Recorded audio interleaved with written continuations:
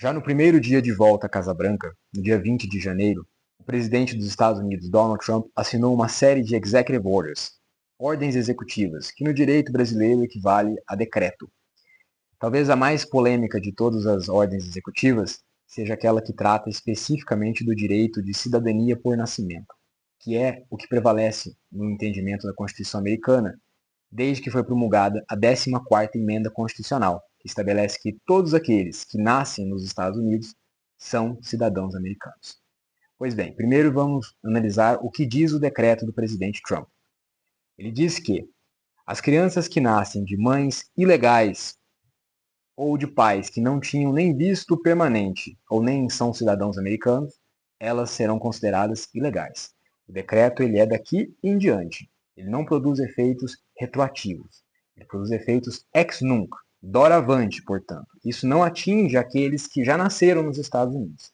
Então, nessa primeira hipótese, as mães ilegais que tiverem filhos nos Estados Unidos e que o pai não for cidadão americano ou não tiver visto permanente, as crianças serão consideradas ilegais também. Não terão cidadania americana por nascimento. A outra hipótese, também prevista pelo decreto do presidente, estabelece o caso das mães que estão nos Estados Unidos legalmente, quando dão à luz. O pai não é cidadão americano e não tem visto permanente, só que essas mães estão nos Estados Unidos com um visto temporário. O decreto até especifica, por exemplo, uma mulher que esteja nos Estados Unidos com um visto de estudante ou que esteja lá com um visto de turista e der à luz de um filho, de uma filha que não seja de uma criança, de um pai cidadão americano ou com visto permanente, essa criança também não será considerada cidadã americana. Então, são duas hipóteses. A primeira, das mães ilegais, que tiverem filhos de homens que não são residentes permanentes ou não são cidadãos americanos, essas crianças não terão cidadania americana. E a outra hipótese são aquelas que têm filhos de homens, novamente, que não têm visto permanente, não são cidadãos americanos e que elas estão lá legalmente, porém com visto temporário. As crianças também não serão consideradas cidadãs americanas. Este decreto presidencial ele causou muita controvérsia e já foi até suspenso por um juiz americano, e ele certamente chegará à decisão da Suprema Corte americana. Terá que se debruçar nesse caso. É bom lembrar que a Suprema Corte dos Estados Unidos é composta por 9 membros. Desses 9 membros, 6 são nomeados por presidentes republicanos e os outros 3 por presidentes democratas. Também é interessante lembrar que dos seis ministros da Suprema Corte dos Estados Unidos que são nomeados por republicanos, 3 deles foram nomeados pelo presidente Trump. Bom, o que diz a 14ª Emenda Constitucional? Toda pessoa que nasce nos Estados Unidos é cidadão americano.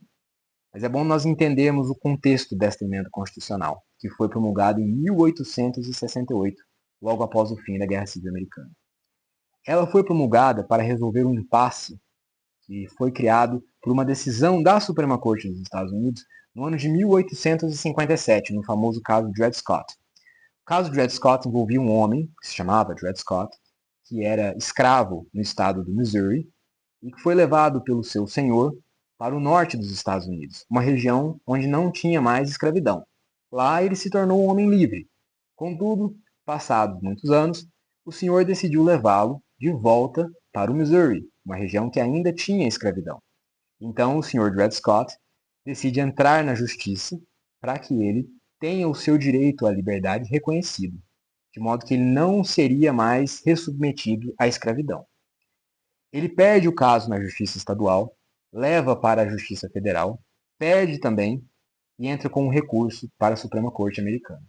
A Suprema Corte teria que decidir o que prevaleceria: o direito de liberdade do Sr. Dred Scott, de não ser ressubmetido à escravidão, ou o direito de propriedade do seu senhor.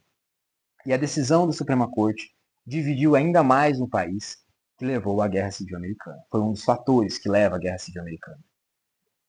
A Suprema Corte decide, em 1857, no que é considerada a decisão mais vergonhosa da Suprema Corte americana, que uma pessoa que descende de escravos jamais poderia ser cidadã americana. Mesmo que o homem seja livre, mesmo que uma pessoa escravizada fosse liberta, ela jamais poderia ser cidadã dos Estados Unidos. No voto da maioria está até a menção do juiz que decidiu, que redigiu o voto da maioria, porque lá o voto da maioria e tem o voto dissidente, é assim que decide, os votos não são individuais.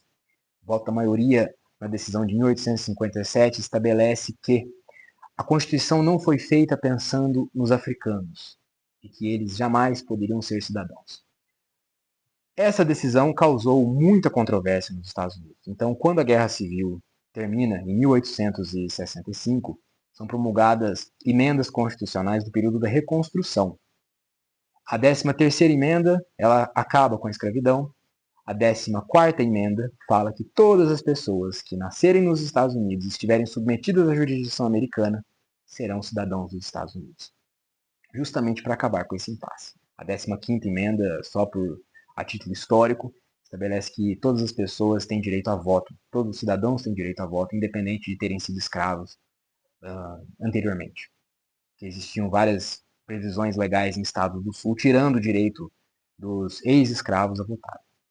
Pois bem, 14ª emenda. Todos que nascem nos Estados Unidos submetidos à jurisdição americana são cidadãos. Posteriormente, os Estados Unidos vai recebendo uma onda de imigrantes, uma série de levas imigratórias, entre as mais importantes a imigração chinesa. E na década de 1870 nasceu em São Francisco, filho de pais chineses, um menino chamado Yong Kim Ark. Esse menino, que nasce em São Francisco, filho de imigrantes chineses, ele era cidadão americano, porque ele nasceu lá. Agora, com 21 anos de idade, ele decide voltar para a China. Depois ele decide que ele vai retornar aos Estados Unidos, cidadão americano. Quando ele volta para os Estados Unidos, a entrada dele é negada, porque a alfândega americana diz que ele não é cidadão americano. Ele entra na justiça. Naquela época existia um ato que excluía a imigração chinesa por 10 anos. E ele decide entrar na justiça para provar que ele é cidadão americano. O caso chega até a Suprema Corte. Em 1898, a Suprema Corte dos Estados Unidos decide o caso de Yong Kim Ark contra o United States. Que estabelece que, independente da criança ser filha de pais ilegais ou não, desde que estes pais sejam residentes permanentes, a criança que nasce nos Estados Unidos é cidadã americana. As duas exceções previstas nessa decisão da Suprema Corte são aquelas que tratam dos filhos de diplomatas, de pessoas que estavam nos Estados Unidos com imunidade diplomática. Os filhos destes não serão considerados cidadãos americanos. E também do caso de soldados, filhos de soldados que invadiram os Estados Unidos e tiveram filhos lá. Estes também não seriam considerados cidadãos americanos. Essas são as duas exceções. Mas, via de regra, o que prevaleceu na decisão de 1898 é que quem nasce nos Estados Unidos, independente do pai ser ou não legal, desde que ele seja um residente permanente, ele será considerado cidadão americano.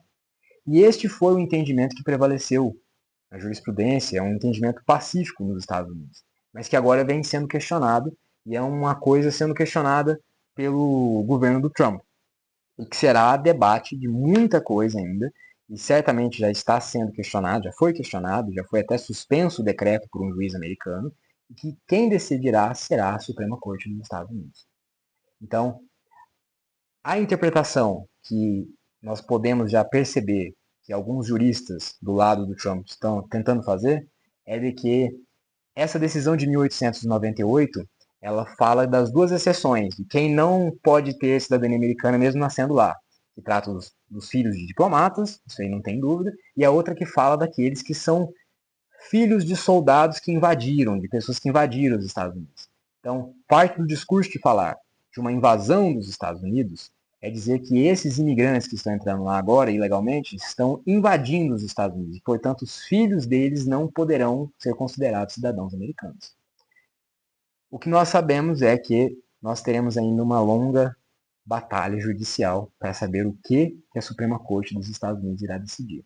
E, como já mencionado, vale lembrar que a Suprema Corte é composta por 9 membros, 6 deles nomeados por presidentes republicanos. 3 desses ministros nomeados diretamente pelo presidente Donald Trump. Então, os conservadores têm uma maioria de 6 contra 3 na Suprema Corte. Resta saber agora, acompanhar os próximos passos e saber o que a Suprema Corte dos Estados Unidos irá decidir.